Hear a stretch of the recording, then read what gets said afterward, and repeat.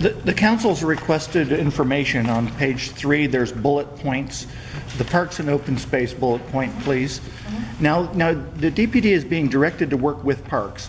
In other words, the city council is telling you that the developers have to pay for new parks that these future residents are going to require.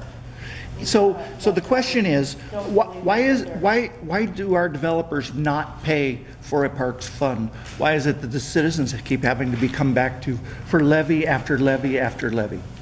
I believe that's a question to ask your electeds.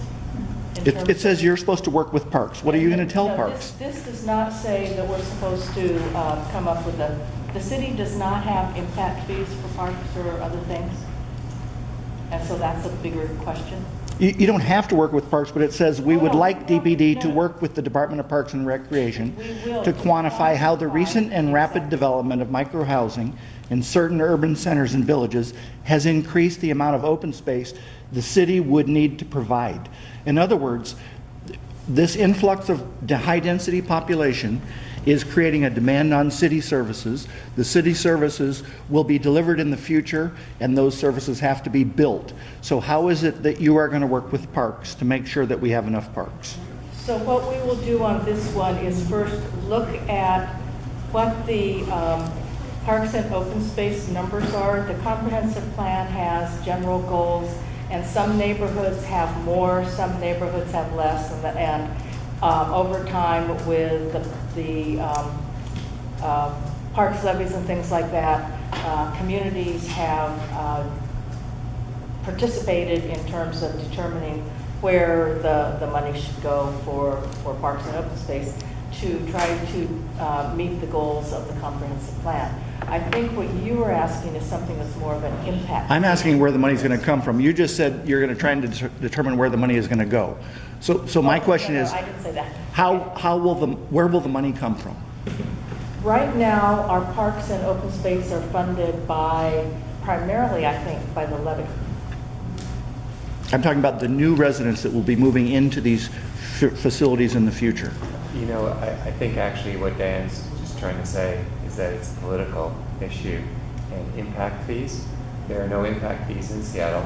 Let me just ask Dan, which cities around Seattle have impact fees? I don't know specifically, but the suburban cities usually do. Most of they them have Kenmore. They have school impact fees, and they might have transportation infrastructure. They may have open space parks. The issue for open space came up probably 10 years ago, 8 years ago, in terms of an impact fee, and it did not go very far. That's because it was downtown and University District only. Chad, we'll pass. So I have a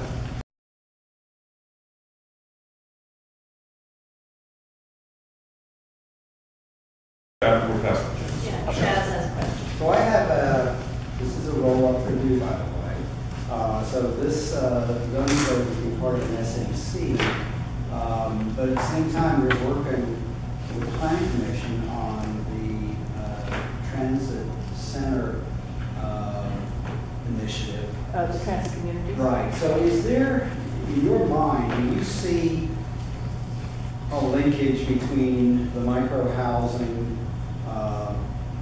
the legislation that might be enacted, and the concurrence of the transit communities plan? Because I think they go together. I mean, I can see why California Avenue, because rapid ride is going on there. We have not been looking at it that way, but where the developers have selected to put them are in our dense areas where there's shops, public transportation, Right. those kinds of things. When you live in a small space, you need to go out and in the community and eat and visit, whatever. Would that be something that would be worked into the definition that you'd be working on of microhousing? Good question. I guess it'd be more of a hope that the transit communities, I think, generally view it as a good thing. Microhousing, I know it's been going on 15th Avenue, Easton's,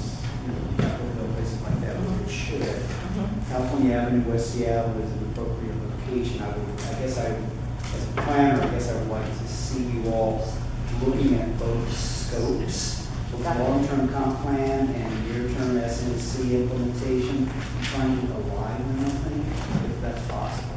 Gotcha. Good point.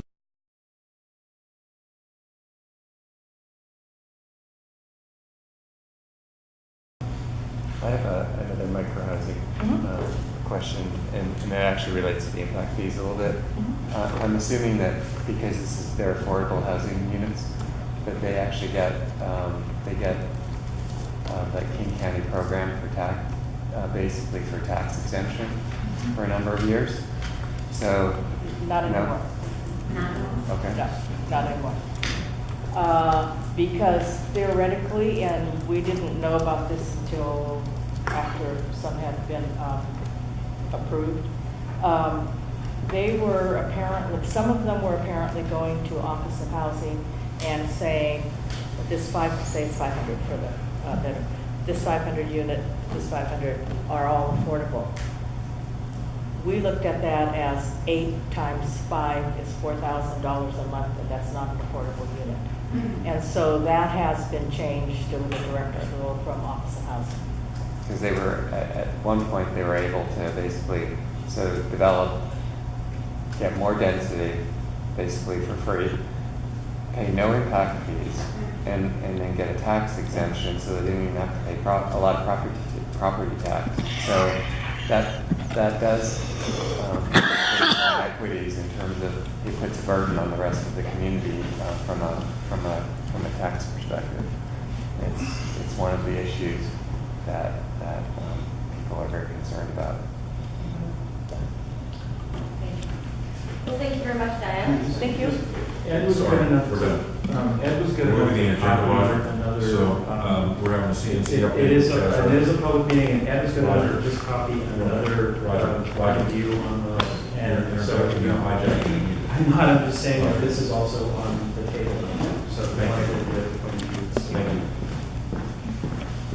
You can't shut down people that just are saying something. It's not only is it rude, but it's not, this is a public meeting, and I sat there quiet, and I think it's rude. It was on the table for Thank you for providing it. And I'm sorry you took it as rude. Yeah, It it wasn't intended. was on the It table. is rude. You ought to be ashamed of yourself. I'll be quick.